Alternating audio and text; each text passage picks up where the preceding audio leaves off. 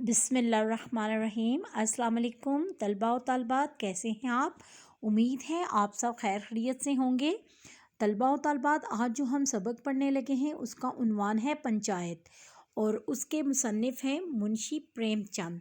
तो सबसे पहले हम मुंशी प्रेमचंद के बारे में कुछ जान लेते हैं। मुंशी प्रेमचंद 1880 में पैदा हुए। आपका असल नाम धनपत राय था। ज़िला बनारस के एक गांव लम्ही में पैदा हुए। बनारस के एक गांव लम्ही में पैदा हुए।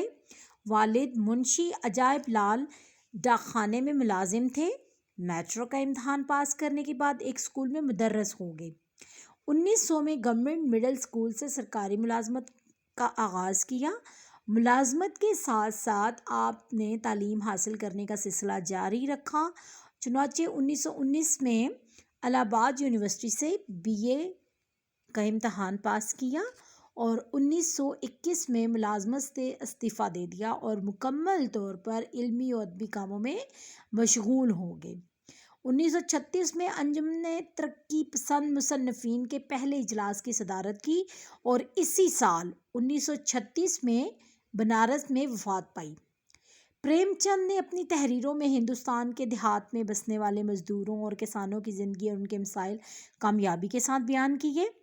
उनके अफसानों में नेकी तमाम तर मुश्किलात के बावजूद बदी के मुकाबले में गालिब रहती थी।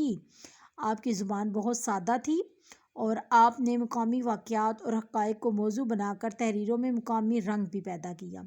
उनकी तहरीरों में बुनियादी मुआशरती मसाइल, नफसाती मुताले और मुशाहिदे शामिल हैं। उनके किरदार ज़्यादातर मिसाली हैं। उन्होंने तकरीबन हर उम्र और पेशे से मुताल्लिक़ किरदार पेश किए गए। प्रेमचंद का शुमार उर्दू के अव्वलीन अफसाना निगारों में होता है। उनके अफसानों के मजमूए में सोज़े वतन, प्रेम पचीसी, प्रेम चालीसी, ज़ादेरा और वारदात ज़्यादा अहम हैं। उन्होंने अफसानों के अलावा नावल भी लिखे हैं जिसमें मैदान अमल, बाज़ार हुस्न और गोयोदान को ज़्यादा शोहरत मिली। तलबा व तालबात, मैं अब आपसे कुछ सवाल पूछना चाहती हूँ। प्रेमचंद का असल नाम क्या था? प्रेमचंद का असल नाम धनपत राय था। प्रेमचंद का असल नाम क्या था? धनपत राय। सवाल नंबर 2, प्रेमचंद कहाँ पैदा हुए? प्रेमचंद ज़िला बनारस के एक गांव लम्ही में पैदा हुए। कहाँ पैदा हुए?